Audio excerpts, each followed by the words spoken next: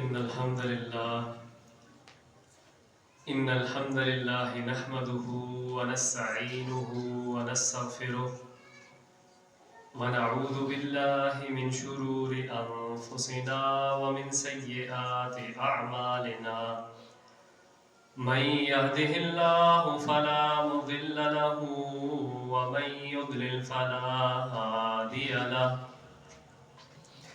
وأشهد أن لا إله إلا الله وحده لا شريك له وأشهد أن محمدا عبده ورسوله أما بعد فإن خير الحديث كتاب الله وخير الهدي هدي محمد صلى الله عليه وسلم وشر الأمور محدثاتها وكل محدثة بدعة وكل بدعة ضلالة وكل ضلالة في النار.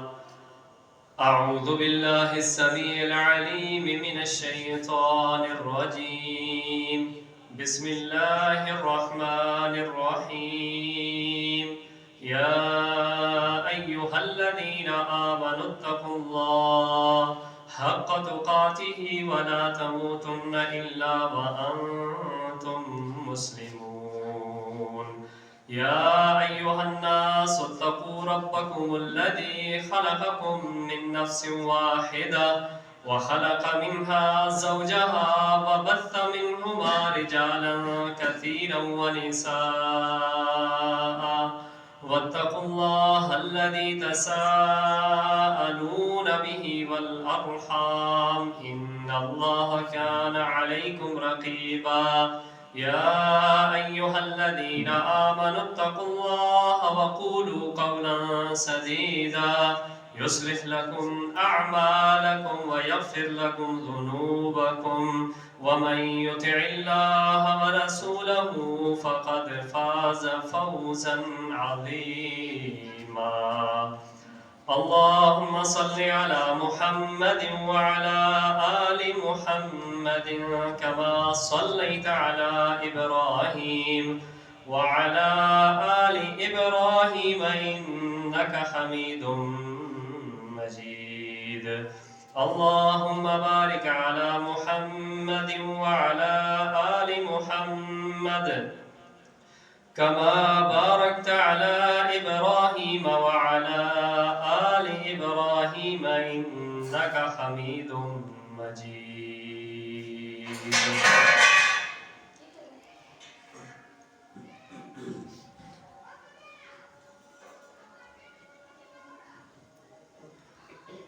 مسلمانوں میں سے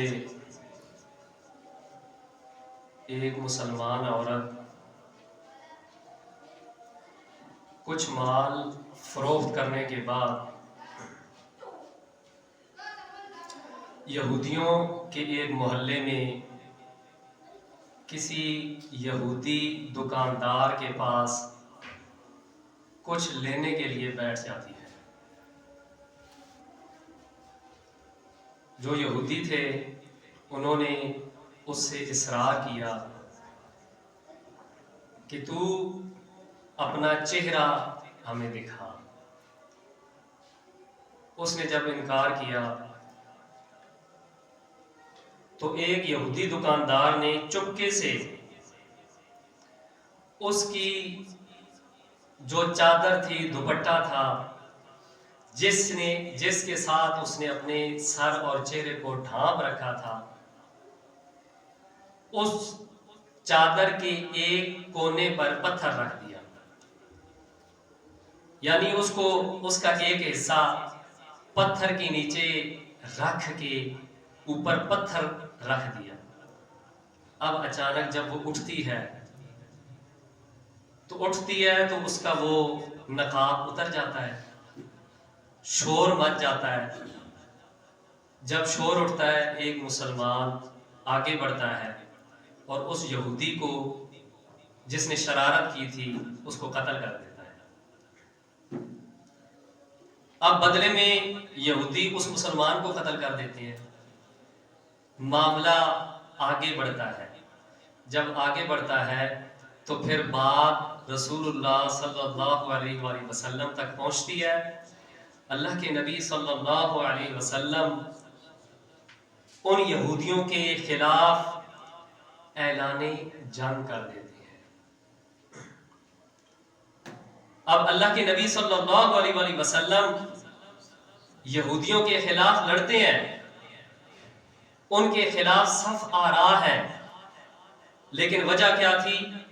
وہ ایک عورت، اس عورت کا ایک دوپٹہ، اس عورت کی ایک پکار. حالانکہ ہم جانتے ہیں کہ مدینہ کے اندر ٹوٹل مدینے کے باسیوں کی تعداد کتنی تھی؟ الگ الگ تو نہیں تھے. اللہ کے نبی صلی اللہ علیہ وآلہ وسلم نے مدینے کے تحفظ کے لیے باہر سے کوئی قوت حملہ نہ کر دے، مدینے کی سرحدی تحفظات کے لیے اللہ کے نبی صلی اللہ علیہ وآلہ وسلم نے تو سب کو ایک کیا ہوا تھا، معاہدہ موجود تھا. لیکن جب یہ صورتحال بنی تو اللہ کے نبی صلی اللہ علیہ وآلہ وسلم نے ان کے ساتھ جنگ کی. اور جنگ کیسے کی؟ کیوں کی؟ اللہ تبارک و تعالی اسپیشل ان یہودیوں کے متعلق اپنے نبی کو پیغام خاص دے کر کہ آپ نے ان کے ساتھ جنگ کیوں کرنی ہے. اللہ فرماتا ہے کہ ان سے جنگ اس لیے کرنی ہے کہ یہ جو یہودی ہیں یہ اللہ پر ایمان نہیں لاتے، یہ رسول پر ایمان نہیں لاتے، یہ آخرت کے انکاری ہیں، یہ اس کو حرام حلال نہیں سمجھتے جس کو اللہ اور اس کے رسول نے حرام و حلال کرا دیا، اور یہ اپنی خواہشات کے پیچھے چلتے ہیں، اپنی منمانیوں کے پیچھے چلتے ہیں. یہ دین کی پرواہ نہیں کرتے، اللہ کی کتاب کی پرواہ نہیں کرتے، اللہ کی شریعت کی پرواہ نہیں کرتے. لہٰذا اللہ نے جب اپنے نبی کو حکم دیا، یہ واقعہ پیش آیا، پھر اللہ کے رسول صلی اللہ علیہ وسلم پورے لشکر کے ساتھ ان پر حملہ آور ہوئے، ان کا قلعہ تباہ کیا. بڑے بڑے ان کے سردار، انٹیلیجنس افیسرز، ان کے تھنک ٹینکس کے بڑے بڑے کردار ابو رافع، حیی بن اخطب اور کعب بن اشرف، ان کا قتل کیا. اور اس کے بعد یہودیوں کو وہاں سے نکال باہر کر دیا. مدینے میں امن آ گیا. مدینے میں جو شرارتیں چل رہی تھیں، اوس اور خزرج اسلام لے آنے سے پہلے یہ دو بڑے قبیلے تھے جن کے درمیان اتنی طویل جنگ ہوئی کہ ٹھنڈا ہونے کا نام نہیں لیتی تھی. اس جنگ کے پیچھے یہی یہودی تھے. جب اس عورت کی وجہ سے اللہ کے نبی صلی اللہ علیہ وآلہ وسلم نے جہاد کا آغاز کیا تو پھر اس کے بعد مدینے کے اندر ہر طرف امن ہی امن ہو گیا. مدینے سے اس شرارت کی اللہ کے نبی صلی اللہ علیہ وآلہ وسلم نے جڑ کاٹ کے رکھ دی. اور لوگ کہتے ہیں نا کہ ہٹلر نے کچھ مارے تھے کچھ چھوڑ دیے، پھر اس کا کہنا تھا کہ میں کچھ چھوڑ رہا ہوں تاکہ تم اندازہ کر لو کہ میں نے ان کو کیوں مارا ہے. یہ شروع سے ہی ایسے ہیں، آج بھی یہ ایسے ہیں. اس وقت بھی باہر سے آئے تھے، مدینے میں آباد ہوئے تھے، لوگوں کو آپس میں لڑاتے تھے، سود پر قرضے دیتے تھے. دو قبیلوں میں لڑایا، ایک قبیلہ اگر صلح کے قریب ہے اس کو تھوڑا سا اور اسلحہ دے کر، قرضہ دے کر، پھر اس کے اندر آگ بھڑکا کر پھر اس کے خلاف لڑوایا. آج بھی یہی صورتحال ہے مسلمانوں کے درمیان. ہم تو سمجھتے ہیں کہ شاید ہماری جنگ سے جان چھوٹ گئی ہے، ہم جنگ سے بچ گئے ہیں. ایسی بات نہیں ہے، وہ ہمیں نہیں چھوڑیں گے، ہمارا ان کے ساتھ سامنا ہونا ہی ہونا ہے. ہم جتنے مرضی امن کے پرچار کرنے والے بنے، ہم کہیں ہم انسانیت کے خیر خواہ ہیں، اب وہ دور گیا جنگوں کا. ایسی بات نہیں ہے میرے بھائی. انٹرنیٹ پر موجود ہے، چھوٹے چھوٹے بچے جن سے گن اٹھائی نہیں جاتی وہ نشانے بازیاں کر رہے ہیں، ان کی خواتین گنے اٹھا کر بھاگ دوڑ کر رہی ہیں. وہ پریکٹس کر رہے ہیں. اور پھر حدیث میں آتا ہے ہماری آخری جنگ ان کے ساتھ ہونی ہی ہونی ہے. اللہ کے نبی صلی اللہ علیہ وآلہ وسلم فرماتے ہیں یہودیوں کو قتل کیا جائے گا. ایک پتھر ایک درخت بول کر کہے گا اے مومن اے مجاہد آپ میرے پیچھے یہودی چھپائے آج اس کو قتل کریں. تو یہ اوس اور خزرج کے درمیان جنگ برپا کرنے والے، شرارتیں کرنے والے، تو جب مدینے سے ان کا انخلاء کر دیا گیا پھر اللہ کے نبی صلی اللہ علیہ وآلہ وسلم نے ان کے خلاف جو جنگ لڑی، اس جنگ سے پہلے آپ صلی اللہ علیہ وآلہ وسلم نے مسلمانوں کی تربیت کیسے کی، یہ بڑا اہم مسئلہ ہے. آج جذبے میرے اندر بھی ہیں اور لوگوں کے اندر بھی ہیں. سوشل میڈیا پر نئے نئے ہر قسم کے کمنٹس کر کے حکمرانوں کو کوسا جاتا ہے، عوام کو، ریاستوں کو، اپنے عہدیداران کو، آرمی کو، عالمی جو اتحاد ہے اس کو. لیکن میرے بھائیوں ہم نے کبھی اس جنگ کو سمجھنے کی کوشش کی ہے کہ اللہ کے نبی نے اتنے بڑے چودھریوں کے خلاف جب جنگ لڑی، وہ یہودی ان کے خلاف مشرکین مکہ سر نہیں اٹھا سکتے تھے، مدینے کے لوگ ان کے ساتھ لڑنے کے لیے آمادہ نہیں تھے. کیوں؟ کیونکہ خود ان کے مقروض تھے، جیسے آج ہم مقروض ہیں. آج بھی یہی بیماری ہے، اس وقت بھی یہی مسئلہ تھا. لیکن اللہ کے نبی صلی اللہ علیہ وآلہ وسلم نے کس قدر تیزی کے ساتھ، کامیابی کے ساتھ ان یہودیوں کے ساتھ جنگ لڑی، اور اس سے پہلے کیا ذہن سازیاں کی گئیں. اللہ سبحانہ و تعالی اپنے نبی صلی اللہ علیہ وآلہ وسلم پر یہ آیت جب نازل کرتے ہیں کہ اے نبی اکرم صلی اللہ علیہ وآلہ وسلم کہ آپ نے ان سے جنگ لڑنی ہے جو اللہ اور اللہ کے رسول پر ایمان نہیں لاتے، آپ نے ان سے جنگ لڑنی ہے. فائدہ اس کا کیا ہوگا؟ کیا فائدہ ہوگا؟ آج بھی یہی حل ہے. فائدہ اس کا یہ ہوگا، اللہ کہتا ہے قاتلوہم یعذبہم اللہ بایدیکم. اللہ کہتا ہے میں تمہارے ہاتھوں ان کو عذاب دوں گا، میں تمہارے ہاتھوں ان کو عذاب دینا چاہتا ہوں. کیوں؟ کیونکہ یہ اللہ کا ان پر غضب ہوا ہے، یہ انبیاء کے قاتل ہیں، یہ امن کے دشمن ہیں، یہ انسانیت کے دشمن ہیں. اللہ کہتا ہے ان کے ساتھ تم لڑو گے، میں تمہاری لڑائی کے ذریعے ان کو عذاب دوں گا. وَيُخْزِهِمْ اور پھر وَيَنْصُرْكُمْ عَلَيْهِمْ ان پر تم کو نصرت عطا کروں گا. یہ جو نصرت کا وعدہ ہے اس پر میرے بھائیوں بڑے مسئلے ہیں، بڑے شوشے ہیں. لوگ مفتی اعظام اور بڑے بڑے علماء کرام وہ بھی اس بات کو نہیں تسلیم کر پا رہے، ان میں بھی حوصلہ نہیں ہے کہ اب بھی اللہ کی نصرت، کیا اب بھی ممکن ہے کہ اللہ ہماری مدد کرے گا اگر ہم یہودیوں کے خلاف کھڑے ہو جائیں؟ بڑا مشکل ہے اس مسئلے کو سمجھنا. لیکن اللہ کے نبی صلی اللہ علیہ وآلہ وسلم نے قرآن کے ذریعے ان مدینے کے صحابہ کو، باسیوں کو، ایمان والوں کو جب یہ آیات سنائی ان کو یقین آ گیا. ہمیں یقین نہیں آ رہا، اور جب ان کو یقین آ گیا انہوں نے عزم کر لیا، پھر وہ اللہ کے نبی کے ساتھ نکلے. پھر اللہ نے ان کی نصرت کی، ان کے ہاتھوں بڑے بڑے یہودیوں کو اللہ نے عذاب سے دوچار کیا، اور واقعتاً پھر اللہ کی مدد آئی. ان پر رعب اور دبدبا اللہ نے طاری کر کے رکھ دیا. دنیا حیران، مشرکین ارد گرد کے قبائل کہ جن سے ہم قرضے لیتے تھے اور وہ اتنے طاقتور تھے کہ لوگوں کو قرضہ دیتے، جب وہ قرضے نہیں لوٹا پاتے تھے پھر آہستہ آہستہ ان کی زمینیں، ان کی کھیتیاں، ان کے گھر ہتھیا لیتے تھے. اور آج حالت یہ ہے کہ مسلمانوں کے ہاتھ میں تلوار ہے، صحابہ تلوار چلا رہے ہیں اور ان کی گردنیں اڑا رہے ہیں اور وہ بھاگ رہے ہیں. اللہ کے نبی نے یہ چیزیں ان کے سامنے رکھیں اور اگلا بڑا اہم مسئلہ رکھا وَيَشْفِ صُدُورَ قَوْمٍ مُؤْمِنِينَ. اللہ کہتا ہے پھر اس عمل کے ساتھ، اس جہاد کے ساتھ تمہارے سینوں کو، مومنوں کے سینوں کو میں شفا یاب کر دوں گا. بیماری ہے نا آج نفاق کی، لڑائیاں ہیں، تقسیموں پر جھگڑے ہیں، عہدوں پر جھگڑے ہیں. اللہ کہتا ہے اس کی وجہ کیا ہے؟ دنیا کی محبت.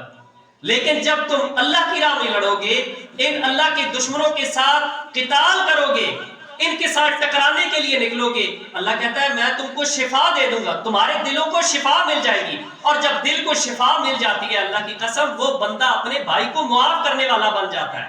اور جب دلوں میں نفاق ہوتا ہے، سب کچھ ہوتا ہے، نیک اعمال بھی ہوتے ہیں، نمازیں بھی ہوتی ہیں، تہجد بھی ہوتی ہے، ماتھے پر 3 4 محراب ہوتے ہیں، لیکن اللہ کی قسم اللہ اس کو توفیق نہیں دیتا کہ وہ اپنے مسلمان بھائی سے درگزر کر سکے، اس کے اندر جرأت نہیں ہوتی۔ عالم ہے لیکن وہ اپنے بھائی دوسرے عالم کے ساتھ بیٹھنے کے لیے تیار نہیں، دل کے اندر نفرت ہے، سالوں پہ سال گزر گئے، ہفتوں پہ ہفتے گزر گئے، وہ اس نفرت کو کم نہیں کر پا رہا۔ علاج اللہ یہ بتاتا ہے کہ جب تم واقعتاً اللہ کے دشمنوں کے خلاف مخلص ہو جاؤ گے، دل سے ان کے خلاف کھڑے ہو جاؤ گے، اللہ کہتا ہے وَيَشْفِ صُدُورَ قَوْمٍ مُؤْمِنِينَ، ہم تم کو شفا دے دیں گے۔ اور جب بندے کو شفا مل جائے، بندے کی خوشی کے ٹھکانے نہیں رہتے۔ سعودی عرب کا مریض تھا، پھر پاکستان میں بھی ہم نے سنا، کہا ہم نے چیک اپ کرایا تو پتا چلا کہ کینسر کے بہت زیادہ جراثیم ہے، بڑے بڑے جراثیم ہیں۔ بس اب اللہ سے آس لگا لی، اللہ کے ساتھ اس نے اپنا تعلق مضبوط بنا لیا، بیڈ پہ پڑا ہے، بستر پہ پڑا ہے، کوئی قیام تو کر نہیں سکتا، کوئی اللہ کی راہ میں نکل کر صدقہ و خیرات تو کر نہیں سکتا، لیکن وہ دل سے اللہ کے ساتھ جڑ گیا، پھر اللہ نے اس کو شفا دی۔ وہ خود حیران ہے، ڈاکٹر حیران ہے، گویا جب بندے کو شفا مل جاتی ہے اللہ کی قسم اس کی زندگی بدل جاتی ہے۔ وہ جو ضد پر اڑا ہوتا ہے، وہ تکبر کر رہا ہوتا ہے، وہ اپنے بھائی کے ساتھ سلام میں پہل کرنے کے لیے تیار نہیں ہوتا۔ وَيَشْفِ صُدُورَ قَوْمٍ مُؤْمِنِينَ، پھر جب اللہ شفا دے دیتا ہے، پھر وہ کیا کچھ کرنے کے لیے تیار ہو جاتے ہیں۔ صحابہ کے درمیان جب اللہ کے نبی صلی اللہ علیہ وسلم نے ان کو جب بھائی بھائی بنایا، بھائی چارہ ان کے درمیان قائم کیا، اخوت، اثار، قربانی، پھر اس کا کیا منظرنامہ تھا، کیا منظرنامہ تھا۔ اپنی وراثتوں میں دوسروں کو حصہ دار بنانا شروع کر دیا۔ تو اللہ فرماتا ہے صرف یہیں تک میں تمہاری مدد نہیں کروں گا، اللہ کہتا ہے وَيُذْهِبْ غَيْظَ قُلُوبِهِمْ، اور ان کے دلوں کا غصہ میں دور کر دوں گا۔ یہ غصہ میرے بھائیوں، اس سے جان چھڑانا بڑا مشکل ہے۔ لوگوں کے گھر اجڑ جاتے ہیں غصے کی وجہ سے۔ بندہ اگر کسی کو صحیح پروٹوکول نہ دے، عالم یا کوئی عہدیدار یا کوئی معاشرے کا مشہور شخصیت، اگر اس کو اس کے معیار کے مطابق پروٹوکول نہ دونا، وہ پوری زندگی غصے میں رہتا ہے، غضبناک رہتا ہے۔ اللہ کہتا ہے یہ جو تمہارے دلوں کے اندر غصے ہیں، ایک دوسرے سے انتقام کی آگ ہے، میں اس انتقام کی آگ کو ٹھنڈا کر دوں گا، تم کو آپس میں بھائی بھائی بنا دوں گا۔ وَيُذْهِبْ غَيْظَ قُلُوبِهِمْ وَيَتُوبُ اللَّهُ عَلَى مَن يَشَاءُ۔ سبحان اللہ، اللہ نے کتنی بڑی بات کی کہ جب یہ چیزیں ہو جائیں گی، اللہ کہتا ہے پھر میں توبہ قبول کرنے والا ہوں، جس کی چاہتا ہوں توبہ قبول کر لیتا ہوں، اور جس کی چاہتا ہوں میں نصرت کرتا ہوں۔ واللہ علیم حکیم، اللہ کہتا ہے میں علم والا ہوں، حکمت والا ہوں، جانتا ہوں دل سے مخلص کون ہے۔ اور ویسے ہی نعرے مار مار کر اپنی ریاستوں، اپنے حکمرانوں اور اپنے ارد گرد کے لوگوں کو ویسے ہی خواہ مخواہ جذباتی کرنے اور افہام و تفہیم کے بجائے افتراق، انتشار کا پرچار کرنے والا کون ہے؟ اللہ کہتا ہے میں جانتا ہوں۔ اللہ کے نبی صلی اللہ علیہ وسلم نے کیا فرمایا؟ بندہ مرتا ہے اپنی چارپائی پر، لیکن اللہ اس کو شہیدوں کے ساتھ اٹھائے گا۔ وجہ کیا ہوگی؟ اس کی نیت خالص تھی، موقع نہیں ملا۔ تو بہرحال اللہ کے نبی صلی اللہ علیہ وسلم نے اس نہج پر ان کی تربیت کی، صحابہ کو پھر یہ بات سمجھ آ گئی۔ آج میرے بھائیوں ہمیں دیکھنا چاہیے کہ اللہ کے نبی صلی اللہ علیہ وسلم نے صحابہ کی کس انداز سے تربیت کی۔ یہ جنگ جب آپ نے یہودیوں سے کی، اس سے پہلے مراحل کو اہل علم نے جمع کیا کہ آپ صلی اللہ علیہ وسلم نے صحابہ کرام کی کیسے تربیت کی۔ سب سے پہلی چیز آپ صلی اللہ علیہ وسلم کی وہ یہ تھی کہ آپ نے صحابہ کو قناعت پسندی سکھائی۔ صحابہ کے پاس جو رزق تھا، اللہ کے نبی صلی اللہ علیہ وسلم نے فرمایا قد افلح، وہ کامیاب ہو گیا جس نے اسلام کو قبول کیا اور وہ اس کو جتنا رزق اللہ نے عطا کیا ہے پھر اس رزق پر اس کو راضی کر دیا، اس رزق پر گزارا کرنے کی اللہ نے اس کو توفیق دے دی، وہ کامیاب ہو گیا۔ پھر صحابہ کی تربیت کی، لا تأکلوا الربا، سود نہیں کھانا، سود نہیں کھانا۔ کتنی حیرت کی بات ہے کہ یہ جو آیت ہے نا، یا ایھا الذین آمنوا لا تأکلوا الربا، قرآن اٹھائیں، اس سے پہلی والی آیت جہادی ہے اور اس آیت کی اگلی آیت پھر جہادی ہے۔ دو جہادی آیات کے درمیان اللہ تبارک و تعالی کیوں سود کی حرمت بیان کر رہے ہیں؟ پتہ یہ چلا کہ سود کا اور یہودیوں کا آپس میں بڑا گہرا تعلق ہے، اور اگر اس اللہ کی دشمن قوم سے ٹکرانا ہے تو سب سے پہلے سود کو چھوڑنا ہوگا۔ اللہ کے نبی نے کیا فرمایا؟ 7 ہلاک کرنے والی چیزوں سے بچو، ان میں ایک سود ہے، اور دوسرا وہ بڑا گناہ کون سا ہے کہ حالت جنگ ہو، دشمن جنگ پر آمادہ ہو اور جو ایمان کا دعوے دار ہے وہ راہ فرار اختیار کرنے کی کوشش میں ہو، پیٹ دکھانے کی کوشش میں ہو۔ یہ بڑے گناہوں میں سے ایک گناہ ہے سود۔ اور آج سود سے کون بچا ہوا ہے؟ خواتین ہیں، کہتی ہیں ہم مصلے سے بڑی دیر بعد اٹھتی ہیں، نماز پڑھتی ہیں، میں 1 سپارہ روز پڑھتی ہوں، لیکن گھر میں جو LED لگی ہوئی ہے، جو ٹی وی ہے یا جو فریج پڑا ہے، یہ اصل قیمت سے کئی گنا اوپر قیمت پر خریدا ہے۔ آپا جی، باجی یہ کیسے کیا؟ کہا ہم نے جی قسطوں پر لیا، گنجائش نہیں تھی، کیا ضرورت تھی، کیا آفت آئی ہوئی تھی، فریج کے بغیر گزارا نہیں ہو سکتا تھا، تھوڑا سا 1 سال انتظار کر لیتی۔ سود سے میرے بھائیوں کوئی نہیں بچا ہوا۔ ایک نوجوان ہے، کھانے کو کچھ نہیں، نوکری نہیں، ملک کو کوس رہا ہے، اپنی قوم کو کوس رہا ہے، کہتا ہے مولویوں میں ایمان نہیں، لوگوں میں انسانیت نہیں، لیکن اتنا بڑا موبائل کہاں سے آیا؟ اصل قیمت 22,000 32,000 کا کیسے لیا؟ کہا قسطوں پر لیا ہے، کیا ضرورت تھی؟ باہر سے کالیں آتی تھی، کیا مجبوری تھی؟ دور رہتے ہو اپنی فیملی سے؟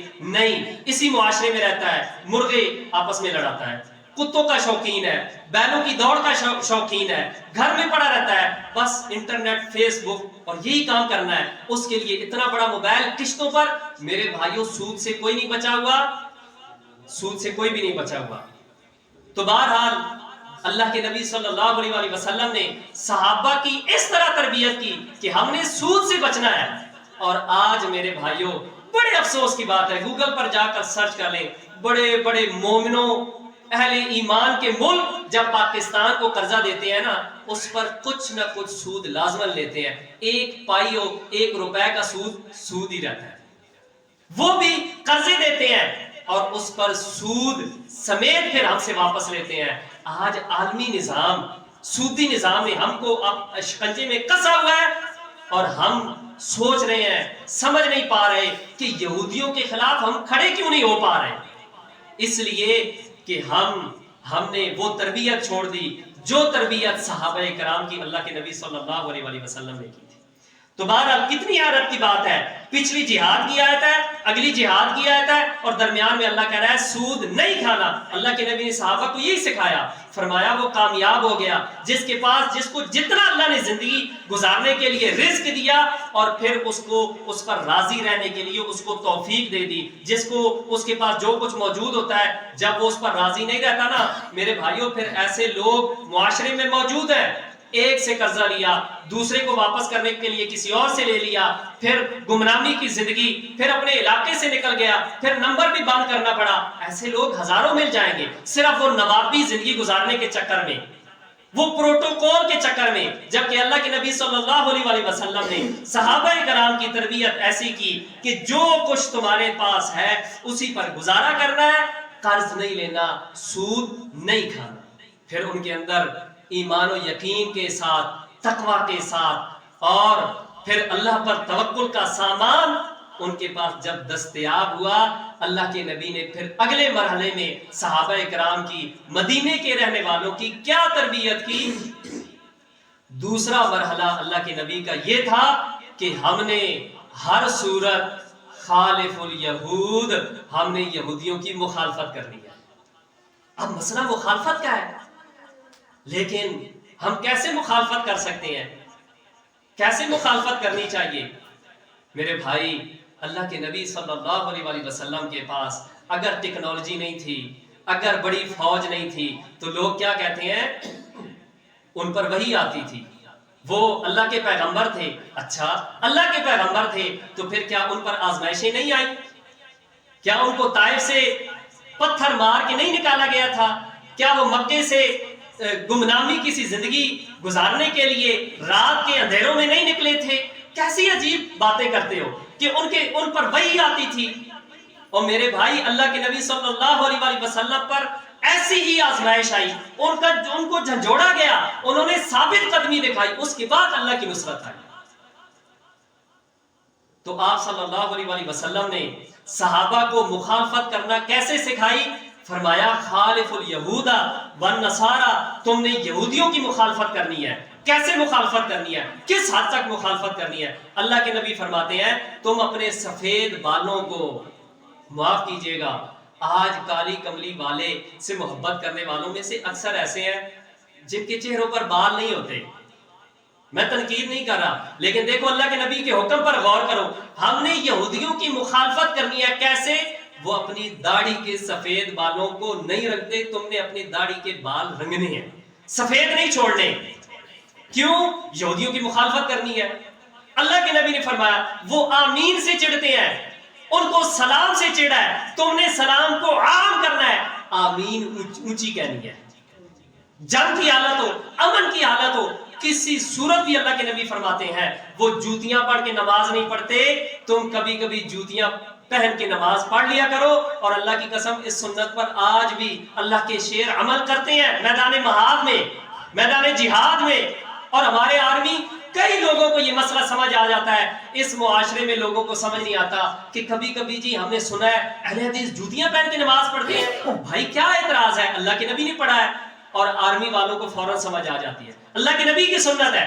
آپ نے فرمایا ان کی مخالفت کرنی ہے، اور پھر اللہ کے نبی نے مخالفت کرنے کا حق ادا کر دیا۔ کیسے؟ نماز میں ہے قد نرى تقلب وجهك في السماء، اللہ کہتا ہے آپ کا بار بار نماز کے دوران آسمان کی طرف نگاہیں اٹھا کر دیکھنا، ہم دیکھ رہے ہیں، ہم جانتے ہیں۔ آپ اس بات پر راضی نہیں ہیں کہ جس طرف یہودی منہ کر کے نماز پڑھتے ہیں کہ ہم مسلمان بھی اس طرف منہ کر کے نماز پڑھیں۔ اللہ نے فرمایا ہم ان قریب آپ کو پھیر دیں گے، اور پھر رب نے پھیر دیا۔ اللہ کے نبی کو اتنی یعنی ان کے ساتھ نفرت تھی کہ اس طرح منہ کر کے نماز پڑھنا بھی گوارا نہیں کیا۔ اور پھر 10ویں کا روزہ اللہ کے رسول رکھتے تھے، ہم جانتے ہیں۔ اور پھر فرمایا اگر اگلے سال میں زندہ رہا، میں دنیا میں رہا، تو میں نامی کا بھی روزہ رکھوں گا۔ دامی کا روزہ رکھتے تھے، پتہ چلا یہودی بھی رکھتے ہیں، کہا ہم نامی کا بھی روزہ رکھیں گے۔ کیا مطلب ہے؟ اللہ کے نبی ان کے خلاف تھے، اور یہاں تک فرمایا کہ تم نے یہودیوں کی مخالفت کرنی ہے، اور فرمایا من تشبہ بقوم فہو منہم، جو ان کی مشابہت اختیار کرے گا، ان کی طرح داڑھی رکھے گا، ان کی طرح بال کٹوائے گا، ان کی طرح اپنا لباس رکھے گا، ان کی طرح کا ماحول پسند کرے گا، ان کی طرح بے حیائی کو پسند کرنے والا، ان کی طرح لوگوں کے درمیان نفاق پیدا کرنے والا، آپس میں لڑانے والا، انبیاء کی مخالفت کرنے والا۔ اللہ کے نبی صلی اللہ علیہ وسلم نے فرمایا ان کی مشابہت اختیار کرو گے فہو منہم، تم انہی میں سے ہو جاؤ گے۔ یہ اللہ کے نبی کی تربیت تھی۔ اور فرمایا کیا کہ اللہ نے میرا رزق میرے نیزے کے سائے تلے لکھ دیا ہے، وَجُعِلَ الذِّلَّةُ وَالصَّغَارُ عَلَىٰ مَنْ خَالَفَ أَمْرِي، جو بھی میرے حکم کی مخالفت کرے گا اس کے لیے اللہ نے ذلت اور پستی کو لکھ دیا ہے۔ آج یہی مسئلہ ہے، ہم قرآن و سنت کو مانتے ہیں لیکن اس حصے کو مانتے ہیں جس حصے میں نہ بدر ہے، نہ احد ہے، نہ وہ سٹرگل ہے کہ اب ہم نے واپس اپنی عروج کی طرف کیسے جانا ہے۔ یہی کہتے ہیں نا کہ اب سچائی کا دور نہیں رہا، سچائی کا دور نہیں رہا۔ پھر وہی طبقہ ہے وہ کہتا ہے کہ اب جہاد کا بھی دور نہیں رہا۔ ہم نے کب کہا سب جہاد کے لیے نکلو؟ جہاد کے لیے تو وہی نکلے گا جس کو اللہ توفیق دے گا۔ جہاد کے لیے نکلنے کی ضرورت نہیں ہے. کتنے ارب مسلمان بنتے ہیں اور پھر یہ اسرائیل کے ارد گرد 4 ممالک کی اگر ریشو اٹھائیں تو ایک یہودی کے سر پر کتنے مسلمان ہیں؟ 7 مسلمان. 7 مسلمان، دوسری طرف ایک یہودی. یہ صرف ارد گرد کے لوگ ہیں. ارد گرد کے 4 ممالک کی ریشو ہے. کیا وہ سب لڑ رہے ہیں؟ چند لوگ اٹھے، اللہ نے ان کی نصرت کی. یہی کہا نا قاتلوہم یعذبہم اللہ بایدیکم، میں تمہارے ہاتھوں ان کو تکلیف دوں گا. اس سے بڑی کوئی تکلیف ہو سکتی ہے کہ دنیا کی ٹیکنالوجی اسرائیل کے پاس، دنیا کی ساری کمپنیاں محتاج ہیں، اسرائیل سے ٹیکنالوجی لیتی ہیں، اس کے باوجود امریکہ کی چھتری ہے، یورپ کی چھتری ہے، یہودی بھاگ رہے ہیں. 70,000 سے زائد یہودی در بدر ہیں، ان کو سکون نہیں ہے، راتوں کا چین اڑ گیا، دن کو بھی وہ بھاگتے پھرتے ہیں، کہیں سائرن بجتا ہے زمین پر لیٹ جاتے ہیں. کیا زندگی ہے؟ اللہ نے چند لوگوں کے ذریعے ان کو عذاب دیا کہ نہیں دیا؟ اللہ نے ان کی نصرت کی کہ نہیں کی؟ یہ ہمارے کشمیر کا بارڈر ہے. پرویز مشرف کے دور میں جب یہ بات ہوئی تھی، اس نے باڑ لگانے کی اجازت دی تو بڑا رولا رپا تھا، بڑا مسئلہ تھا.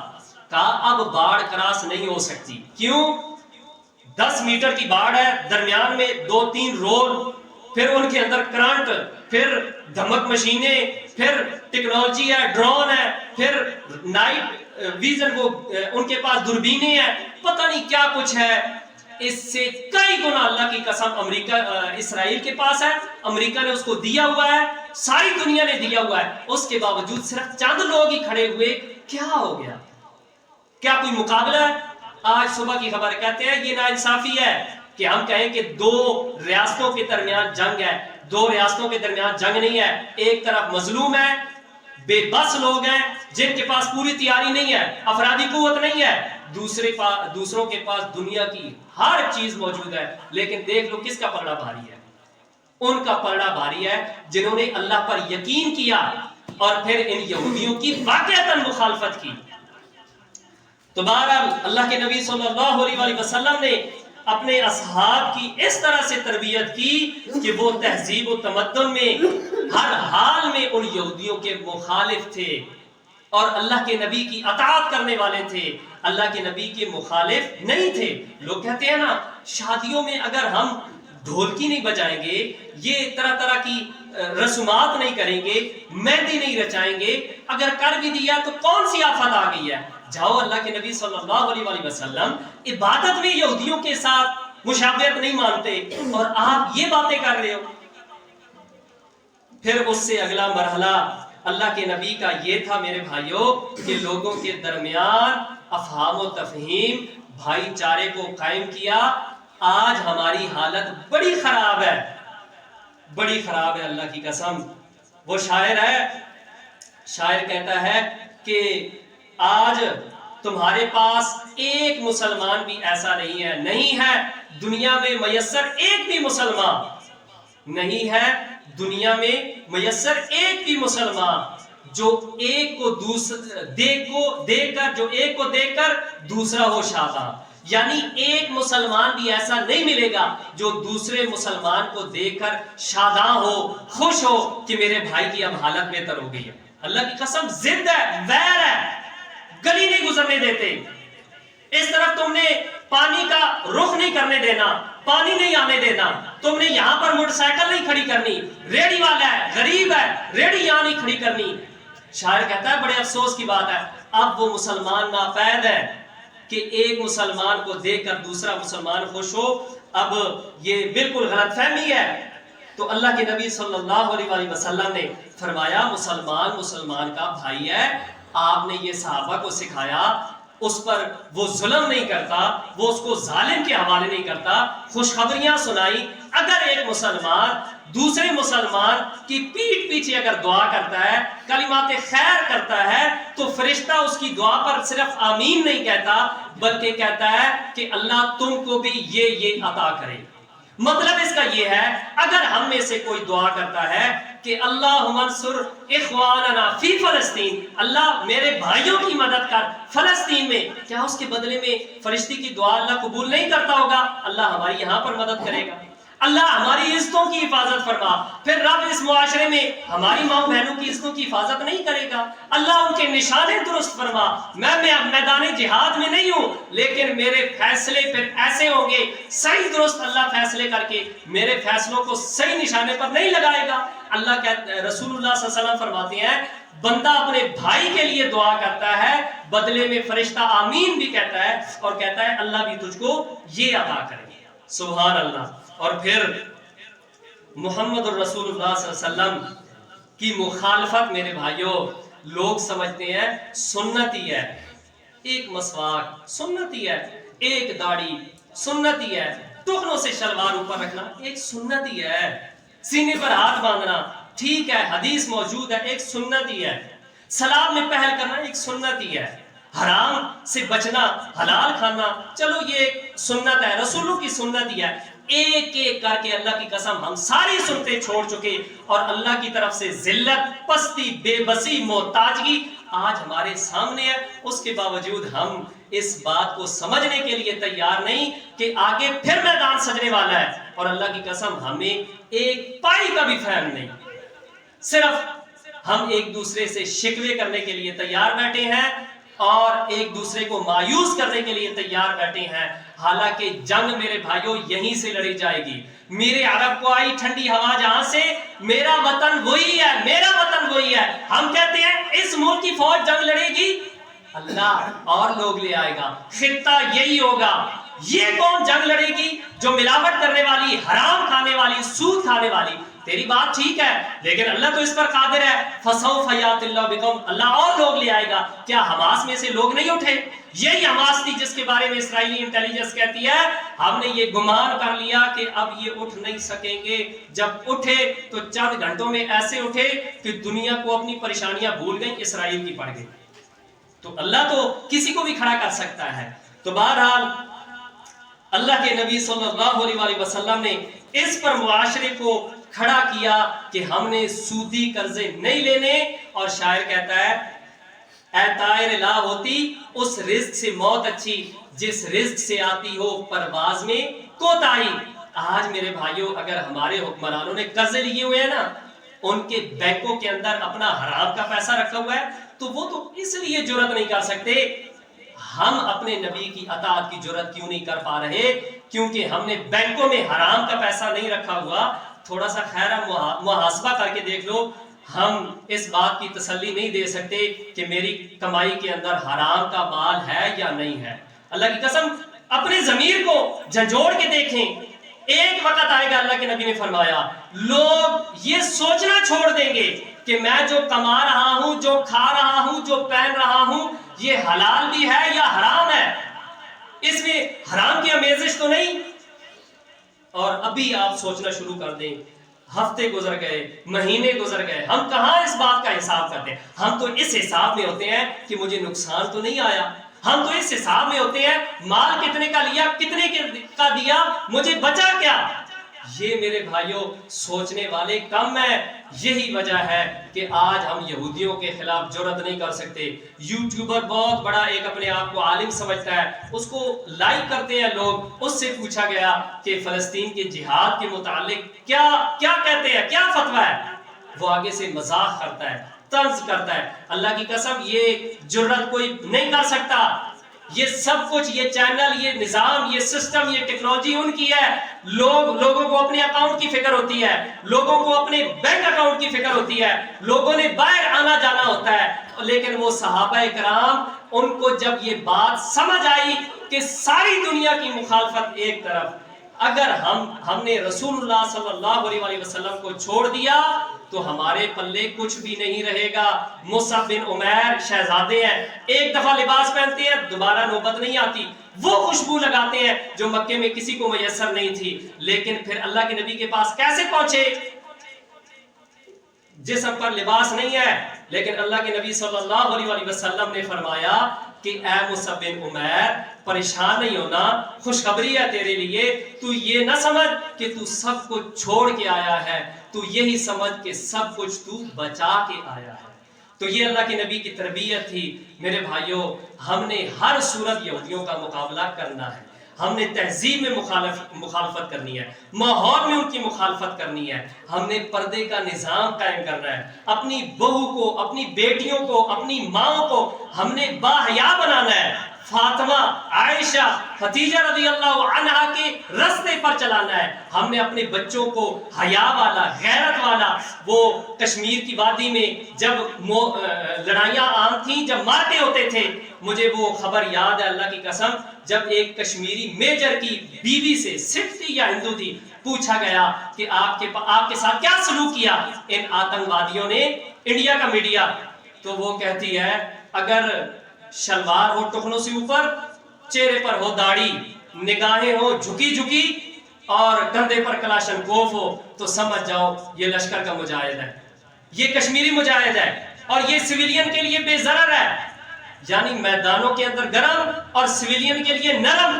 اللہ کی قسم آج ہمارے لوگوں میں حیا کہاں ہے؟ داڑیاں سفید ہو گئیں پھر بھی رستوں میں بیٹھے ہیں، کہتے ہوئے شرم آتی ہے۔ تو میرے بھائیوں اور دوستو، ہم نے اپنے بچوں کو خالد بن ولید، فاروق اعظم رضی اللہ عنہ اور حیدر قرار کا جو منہج ہے، جو ان کا کردار ہے، ہم نے اس کردار سے اپنے بچوں کو مزین کرنا ہے۔ تو انشاءاللہ پھر اللہ کے نبی صلی اللہ علیہ وسلم کا وعدہ ہے، پھر وہ وقت آنے والا ہے تمہاری یہودیوں سے جنگ ہوگی، اور اس جنگ میں درخت اور پتھر بھی تمہارے ساتھ ہوں گے، ہر شے بول بول کے کہے گی اے مومن، اے مجاہد، میرے پیچھے یہودی چھپا ہے، اس کی گردن اٹھا۔ تو اللہ تبارک و تعالیٰ سے دعا ہے اللہ تعالیٰ ہر حال میں اپنے نبی کی اطاعت کرنے کی توفیق عطا فرمائے، ہر حال میں اپنے نبی کے ساتھ جڑے رہنے کی توفیق عطا فرمائے۔ وآخر دعوانا ان الحمدللہ۔